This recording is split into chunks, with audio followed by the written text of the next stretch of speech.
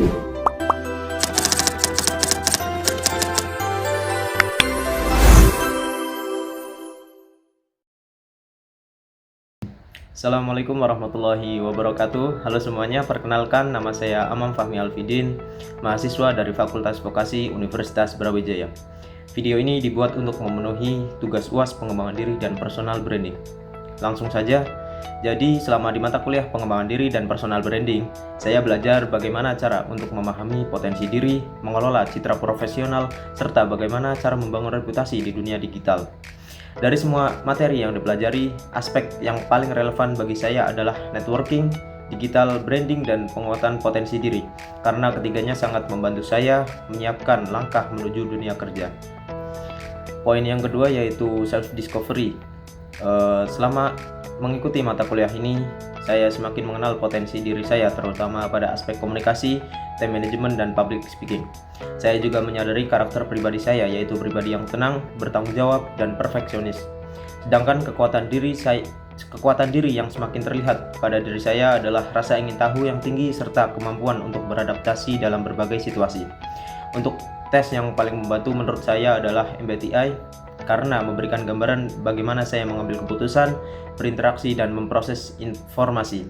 Ada satu momen penting yang membuat saya lebih paham diri sendiri, yaitu ketika saya berkomunikasi dengan teman dan menanyakan pendapat mereka tentang seperti apa sih diri saya sebenarnya. Dari situ saya sadar bagaimana orang lain melihat karakter dan potensi saya. Poin yang ketiga yaitu pengembangan keterampilan diri selama 1 semester.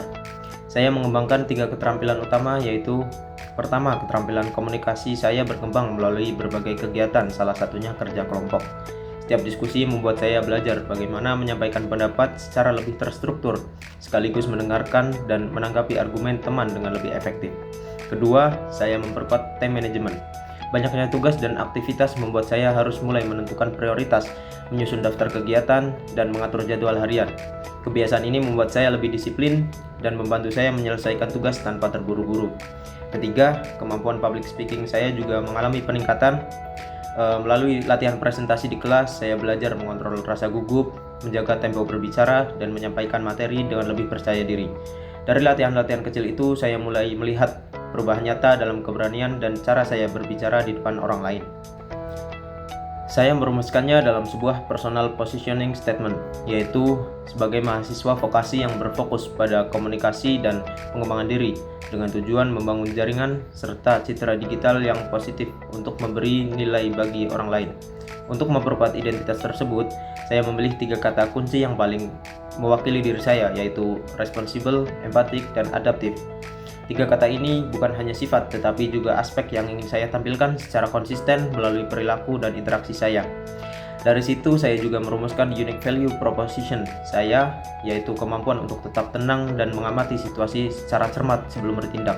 Dipadukan dengan rasa ingin tahu, adaptif, dan komunikasi yang baik, saya mampu memberikan keputusan dan solusi yang matang, serta cepat memahami situasi baru. Target audiens dari personal branding saya adalah mahasiswa, komunitas akademik, dosen, mentor, dan recruiter. Orang-orang yang berpotensi menjadi jejaring belajar maupun peluang karir. Dalam menampilkan branding saya berusaha menjaga brand personality seperti memiliki sifat empati, komunikatif, bertanggung jawab, dan mudah beradaptasi. Saya ingin setiap orang yang berinteraksi dengan saya merasakan konsistensi karakter tersebut. Untuk platform digital, saya memilih LinkedIn sebagai ruang utama membangun jaringan profesional dan Instagram sebagai media berbagi perjalanan belajar serta aktivitas yang mencerminkan pengembangan diri. Agar branding ini tetap terjaga dan konsisten, saya menyiapkan strategi sederhana, yaitu mengunggah konten progres secara berkala, menjaga cara berkomunikasi yang positif dan profesional, aktif berinteraksi dengan relasi, serta menghindari unggahan impulsif yang bisa merusak reputasi. Saya juga berencana mengevaluasi perkembangan branding saya setiap 1 bulan. Selanjutnya, saya akan menceritakan kisah transformasi diri saya. Dulu saya itu sering merasa kurang percaya diri setiap kali diminta berbicara di depan umum. Rasanya seperti ada tekanan besar yang membuat saya ragu dan grogi untuk membuka suara. Keraguan itu muncul karena saya sering bingung harus mulai dari mana. Saya takut melakukan kesalahan dan kadang saya sendiri tidak yakin apakah apa yang saya sampaikan itu benar atau tidak. Perasaan tidak percaya diri itu membuat saya cenderung menarik diri dan memilih diam. Namun, semuanya mulai berubah ketika saya mengikuti mata kuliah pengembangan diri dan personal branding.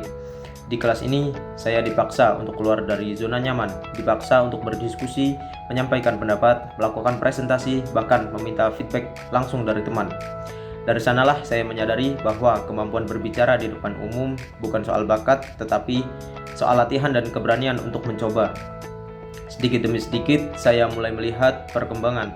Saya merasa lebih berani membuka pembicaraan, lebih terstruktur saat menjelaskan sesuatu, dan memahami potensi saya dalam komunikasi dan public speaking. Setiap kesempatan berbicara saya jadikan sebagai ruang latihan yang membuat saya semakin tumbuh. Sekarang saya merasa jauh lebih siap untuk membangun personal branding saya sendiri. Saya punya arah yang lebih jelas tentang bagaimana saya ingin berkembang dan bagaimana saya ingin dikenal. Perubahan ini memberi saya kepercayaan diri baru untuk melangkah lebih jauh. Yang terakhir yaitu refleksi dan rencana ke depan. Pelajaran terbesar yang saya dapatkan adalah bahwa pengembangan diri berawal dari keberanian untuk mengenal diri sendiri. Dan dalam 6-12 bulan ke depan, saya berkomitmen untuk memperkuat jaringan, membangun branding digital yang konsisten, dan terus melatih komunikasi dan juga public speaking saya. Pesan untuk diri saya di masa depan adalah tetap belajar, tetap konsisten, dan jangan takut mengambil kesempatan baru. Mungkin cukup sekian video dari saya. Terima kasih.